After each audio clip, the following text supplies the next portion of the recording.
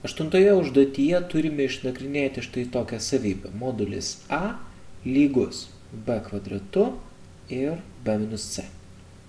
Pasakyta, kad vienas iš skaičių yra lygus 0. Na, dabar pagalvokim, jeigu A būtų 0, jeigu šitoje lygybės pusėje aš turėčiau 0, tuomet kaip man gauti 0 čia? Tuomet B turi būti 0. Arba B minus C turi būti 0. Tačiau B0 būti tikrai negali, nes tik vienas, tik trečiasis skaičius yra lygus 0. Taip, kad A0 tikrai nebus lygus. Atmetam šitą variantą. Dabar klausim savęs, ar B gali būti 0. Jeigu B 0, tuomet A taip pat 0. Šitas variantas taip pat negalimas. Čia mes dar kartą priminsiu, nagrinėjom, kas būtų, jeigu A būtų 0, kas būtų, jeigu B būtų 0. Taip, kad mums tinka vienas vienintelis variantas. Variantas, kuomet C yra 0.